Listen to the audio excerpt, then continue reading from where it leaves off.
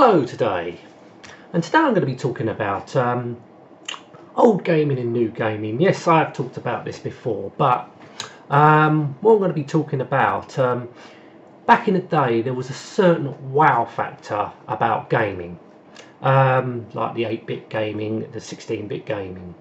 Nothing you get nowadays because you expect it to be good. The amount of money you pay for a game these days, you expect the graphics to be great. You expect the sounds to be brilliant, which they always are. You know, they're perfect in every way. But the gameplay itself, I just find modern gaming a bit boring for my liking.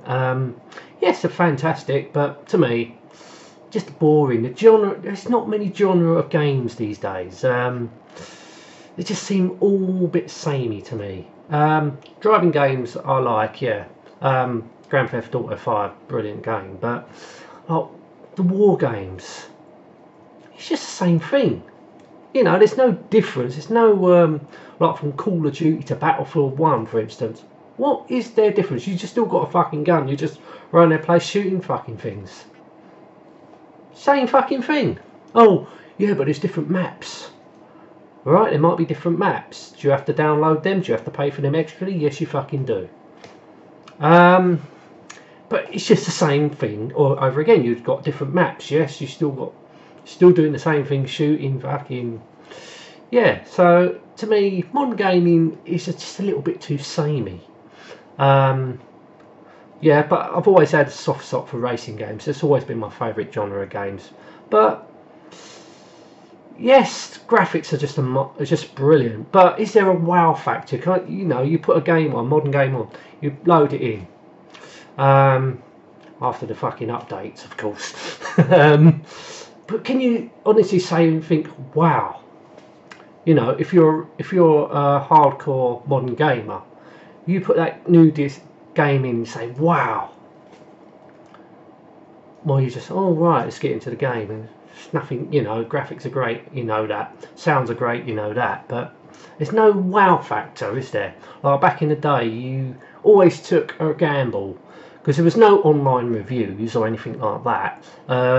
People sometimes, bought a magazine or like a represented whatever computer you had at the time or game system, whatever.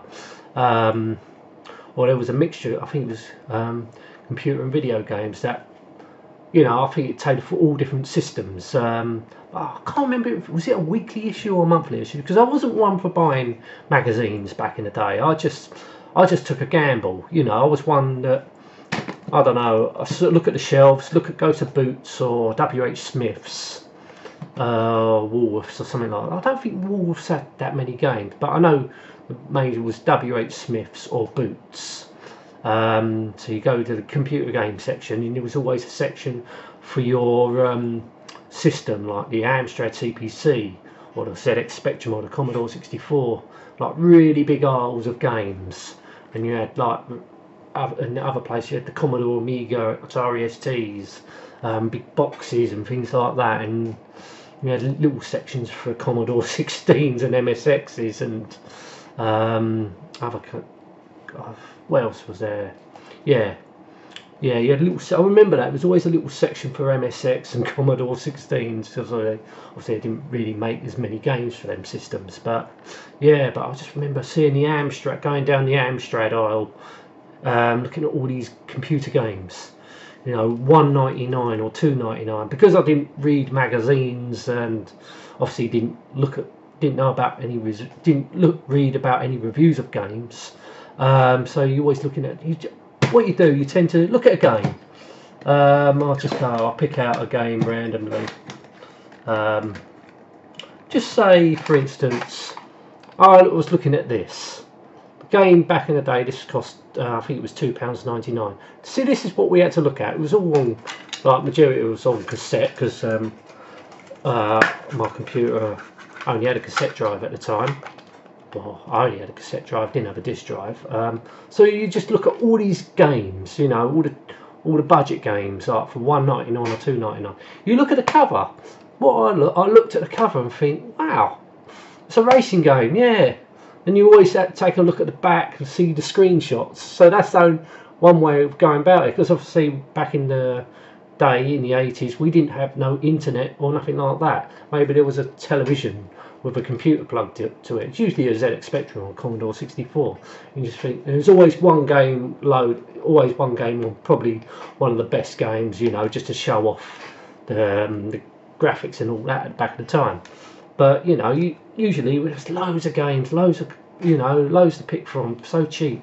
You get your pocket money, you think, oh, £2, £3, I want to go get a computer game, let's go, you know, go to Boots or WH Smith's, have a look at all these games, and you always think, wow, oh, look at that looks good.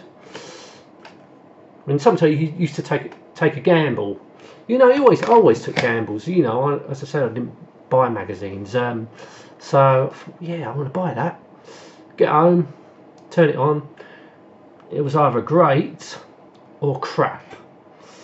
You know, usually I have bought a lot of crap games, like budget games, and you think, oh my god, it was just so crap to play, it didn't play properly, but then you get a game, I think this Dr. Destructor on the Amstrad was, you know, this obviously the Commodore 64 version, but the Amstrad version was so much better. I looked at the front of the box, I thought, wow, look at that, looks interesting, nice box art and all that. Looked at the screenshot, oh, okay, just like planes flying over, oh, that does look interesting. So don't read what it's about, but I just thought, oh, that looks good. And I'll tell you what, the wow factor on that, the graphics were good, but the playability of the game, amazing. That was just amazing. So to me, that was a wow factor. Looking at the graphics, looking at the sounds were pretty good. Playability was just excellent. For £1.99, that was just probably one of the best buys I've ever bought for a game. And there was other games like that. You know, some of them had stunning graphics. You think, oh my god, that's amazing.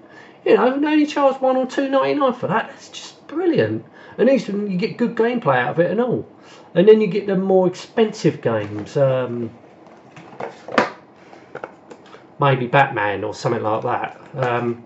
This was a good game actually, but I had this on a compilation pack, so yeah, so you wait about a year and they come out in compilation packs. Sometimes I took risks with compilation packs. I always like buying compilation packs because you get a load of games for a good price, because they've been out a year, so they have to budgetise it. They either budgetise them or bring them out on compilation pack, because they originally start at $9.99, then they come down to maybe cheaper, then they re-release it on budget, like on a smaller cassette tape like this. Same game, but obviously the boxes cut down, don't come with like extras like a poster sometimes. The manual's really shrunk down. So, but you're still getting the same game. Or they bring it out on compilation, like, I don't know, maybe something like this. I mean, you get about, what's that, 9 games for about, I think it was about $9.99, something like that. It says 6 there, but it comes 3, 4, 5, 6, 7. That's got 6 there. Alright, $14.95 that costs for 9 games. That's a bargain, you know. Sometimes I've got a compilation pack for about, I've got 20 games. I think that was $9.99. That's pretty good. But once again, you're taking a risk because you don't. I've never played none of these games, and you know what are they going to be like. But some of them were pretty crap, and some of them, wow. Yeah, look at the graphics, all right. Yeah, but it plays brilliantly. You know, sometimes the graphics can be crap, but the gameplay makes up for it. You know, you have, wow, this is an amazing game. Doesn't matter really. It did not matter back in the day what the graphics were like, as long as the gameplay was good. I think that's what it lacks now. I think graphics, sound, you know, modern gaming is absolutely amazing, but to me it just doesn't do anything for me. You know, I'm amazed by the graphics and sounds, yeah, but the playing a game, it's overcomplicated for a start. You know, you've got all these, obviously you've got all these buttons on your joypad, But if you're a PC gamer, you use the keyboard as well and the mouse. Well, it's either mouse or keyboard or pad or joystick. Some keyboards. I just find it overcomplicated. You know, this button does that, this button does that, this button does that, that button, this button, that button. I don't really care about all these fucking buttons. You know, give me an old game where you only relied on one fire button. That's what we had back in the day. A joystick with one, you know, one fire button. All right, there might have been multiple fire buttons, but those fire buttons did the same thing. You know, there wasn't A, B, C or D buttons. Just one button. You know what to do. Left, right, up, down, fire. No, it's overcomplicated shit now. Oh, really hating. You know, gaming was supposed to be fun. You know, I don't have no fun. I didn't find playing Battlefield 1 fun. It it was a good game. Yeah, I've got to admit, I'm not going to slate the game off itself. You know, the game is brilliant, but it's just not for me. I just found it way too serious. It's, you know, I don't like a game being serious. I like to enjoy the game. I like to have fun playing the game. Yes, I do get frustrated playing games. Yeah, but because it's testing your, you know, it's testing your reflex. You know, so it is like a test. You know, but you know, you can get somewhere in this game. You know, something like Manic Miner. You had to do one level and go to the next level, progress. A good platform game, you know, but it tested your reflex, you know, tested your skill, you know. That Battlefield 1, it's just like being in a fucking war zone. I know it's testing you, but you got to know, oh, select this weapon, select that weapon, oh, go and hide behind this building. It's just overcomplicated. You know, modern gamers will probably think, yeah, that's great, you know, they ain't going to like retro gaming. Probably some will, but I can understand that they grew up with that time. But I grew up with the 8-bit era. You know, I thought the 8-bit era was absolutely brilliant. And the 16-bit era, amazing. The Amiga, what a computer that was. The Amiga, the gaming on that. And now I'll tell you something. There was a big wow factors when I saw the graphics on that for its time. Absolutely brilliant. I was absolutely blown away with Formula 1 Grand Prix when I saw that on a friend's Amiga for the first time. That's why I wanted an Amiga. For what is, wow, look at that, that's amazing. Obviously now they're probably, modern games will think, oh, that's shit. Yeah, probably is now to them, but back then it was amazing. You know, you can't just people. The problem with modern gamers is the younger generation. They don't realise the technology back then. You know, technology evolves. You know, you can't say that's crap. That's just not fair because the technology, that's what it was back then. It's like cars. You know, you can't compare like a modern BMW, say, to a 30-year-old BMW. You know, obviously, time of technology, progression and all that.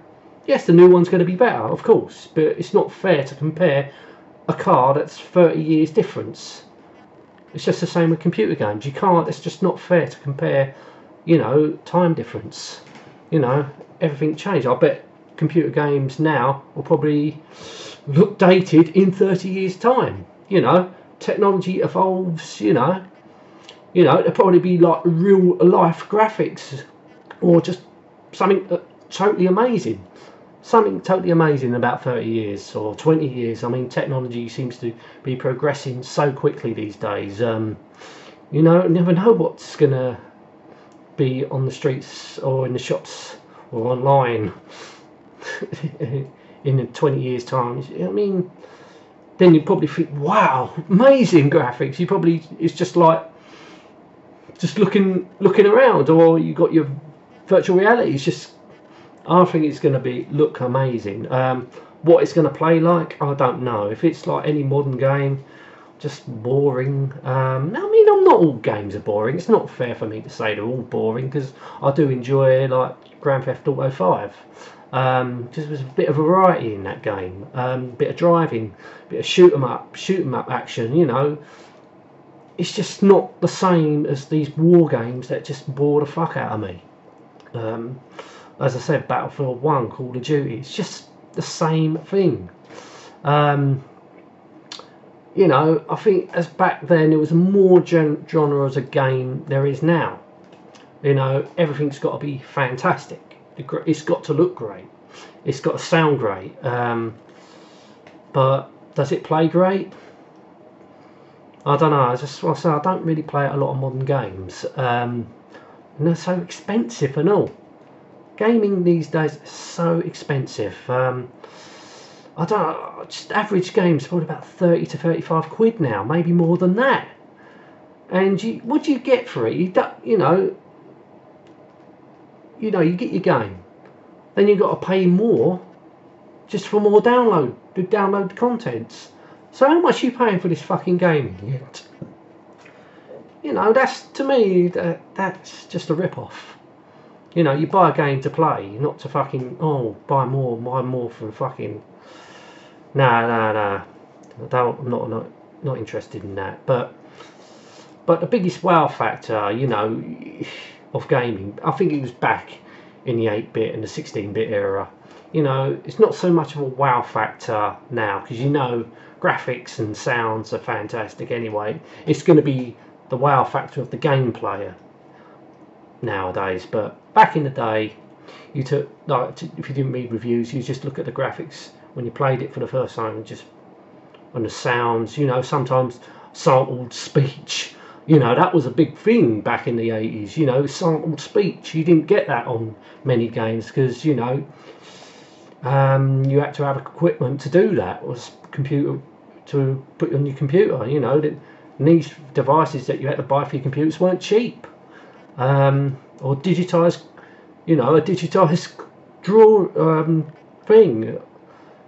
You know, that wasn't, you had to have a special machine for that to plug onto your computer. A digitizer, you know, just say if you wanted a photo of something, you get an 8-bit rendition on your screen. You know, a bit blocky, you know, but that was the technology back then. That's what people don't realise. You know, modern games, they don't realise about the technology was so different back then. It was no way as advanced as it is now. And, you know, it's not fair to say, oh, it's crap. No, it wasn't crap, because, you know, a lot of people out there still like the old 8-bit era. The 8-bit era was a great era. 16-bit era was great. You know, it was all great eras. You know, I was glad to be brought up with the 8-bit era and the arcades, and, you know, it was just something good about it. It was just so, you know, something special about it. Like, as I say, picking up a game. You didn't know if it's going to be good or bad, but I didn't care. You know, it was so cheap. I bought, like, maybe if I had a little bit more money, buy 2 or 3 games. You know, you could either buy a £10 game, an arcade conversion, or a movie tie-in, which cost about 10 quid. Not all of them were great. We can buy like maybe 5 $2.99, $1.99 games. Yeah, maybe, or yeah, 4 $2.99 games or whatever. Sometimes I used to do that. You know, I've got 5 games for £10 or 4 games for £10. You know, you took a risk. Just look at the screenshots and think, yeah, some of them were good, some of them were bad. You know, you got 5 games in your collection for a tenner, and these are new, not second-hand, new games. I mean, you can get second-hand, which went for very dirt cheap. Second-hand games, yeah. Especially if someone sold their computer on, you get a bundle of games. Maybe about 100, 200 games, computer, I don't know, 50 quid or something like that. It's 100 quid. You got yourself a right result there. And, you know, the Commodore 64, the ZX Spectrum, the Amstrad, they lasted for years. You know, how often, what do you get out of a PlayStation now? On an Xbox, the new Xbox Ones? About 5 years. Look how long the Commodore 64 lasted. 82 lasted, I think it was 10 years when they stopped developing it, or 12 years. I think they stopped making the Commodore 64 when the company went bust. Amiga went on for a long time. PlayStation now, 5 years until they bring out a new one, or they make modifications or something like that. You know, and they're not cheap. I mean, who owns? Are probably only retro collectors own PlayStation 3s now, or Xbox 360s. But there's just nothing special anymore. They just don't interest me. Nintendo, they sort of have they got a niche market. I mean, they're more into the platform, the more retro style games. Mario, I mean, they're still making Mario Kart and all that. You know, they still got Nintendo have their special. You know, this is good, but me, I'm just not interested in it. You know, I'm not interested in the Switch. The last Nintendo I had was the Wii. Good console, very innovative, but I just got bored with it. Just got bored with the games. If anything, I'll stick with my PC. You know, I'd rather, you know, I've got the option there. You know, I can do more with a PC. Just to play games, which I do, make videos. It does everything I want it to do, basically. But and I can play my old retro games, which is another plus point. Okay, you can do that with consoles, but I don't really want loads of consoles around the place. Just one computer does it all. But yeah, but what it's the wow factor. Some of the games had, yes, great graphics. If you think you were just blown away from, wow, Renegade was amazing on the Amstrad. Just the sound of it, the music, the graphics, and I've got this on a compilation pack with 5 games, and I think that cost 10 quid for 5 games. The games on that was, I would say, that was one of my favourite compilation packs. I've got it right here. We Are the Champions, and I can definitely say all 5 of these games on this pack were amazing. They were amazing games. This is the Commodore 64 version, but I had this on the Amstrad, and all 5 of these games were amazing in every way. Great graphics, playability was amazing. It had everything. Alright, Super Sprint graphics weren't that great, but the game was amazing. It was an amazing game. Barbarian was another brilliant game. IK Plus, absolutely brilliant. Rampage, amazing game. Renegade, absolutely amazing. That was best on the Amstrad. Commodore 64 was alright, but not a patch on the Amstrad version. Brilliant game. Yeah, see, that's your wow factor. You think great graphics. That was more of a treat back then, having great graphics and great sounds, because not all the games did. I've had a few which didn't even have sounds at all. You know, I just, okay, you used to risk you take. I think Paperboy, amazing game, great graphics. I think they ran out of memory or something like that. That's the reason why it didn't have sounds, but it played well. It just lacked the sound. It just had no sounds, but there's something we had to deal with, you know. There's nothing we could do unless you had a 128K and you could have the extra sounds like sample speech. You know, Chase HQ, you had extras like sample speech. Obviously the disk drive, you loaded faster. Obviously your tapes, you had to wait for it to load. Some took longer than others. Some were even multi-load. But this is what we had, and they were amazing days. But the wow factor of the games, some of them, you know, it was, the wow factor was the graphics. That was sort of like a bonus, you know, an extra if it had amazing graphics, you know. I mean, as long as it had good playability, that's what mattered back in the day. It wasn't so much of the graphics and the sounds. As long as it had good playability and you're just playing it for hours, you just never got sick of it. And a lot of 8-bit games had that. Playability was amazing. It really didn't need fancy graphics. It just, you know, it just helps. It was just that wow factor. Oh, look at the graphics on that. Or you get your loading screen. Wow, amazing. Fucking loading screen. Look at that. And you play the game and, oh, fucking hell. Yeah. But what would you say yours was your wow factor? Is it? I mean, do you have a wow factor for modern games? You think amazing, the gameplay or whatever. But to me, wow factor isn't there when I play a modern game, because you expect it to be good. You expect the graphics to be good. You expect the sounds to be good, which they always are. But now it's just about if it's a good gameplay or not. Which with older games, sometimes most of them times they were, but you did get some right crap games, which you took that risk if you didn't read reviews or something like that. Obviously, as I said before, there was no internet, so you couldn't see it in online review, so you had to read the magazines. But you can't see it in action, you just see screenshots. The only way you can see it in action if someone's rigged up a computer to a TV in the shop.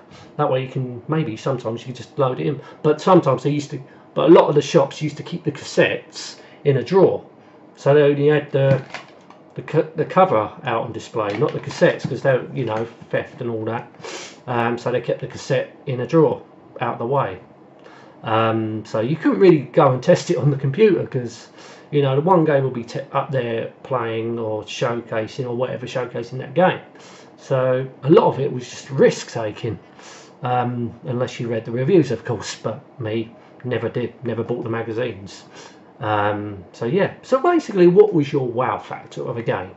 Was it the gameplay, graphics, sounds, or even modern gaming? What do you class? Is there any wow factor there? Obviously for modern gamers, it's probably going to be the frame rate. The frame rate.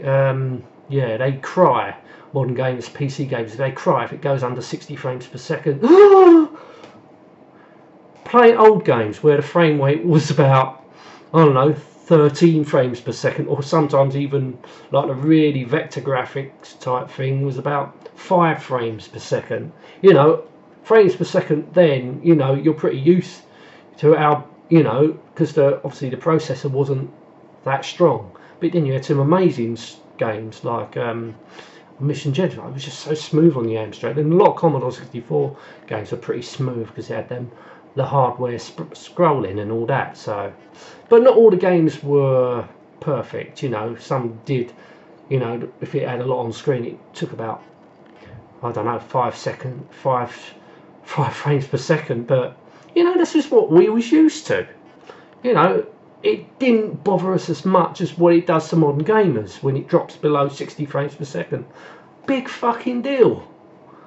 But then, they spend all this money on building an amazing PC, so you wouldn't expect it to drop frames like that. That's the way it goes. But I don't know, what is the wow factor? Is there a wow factor in games anymore?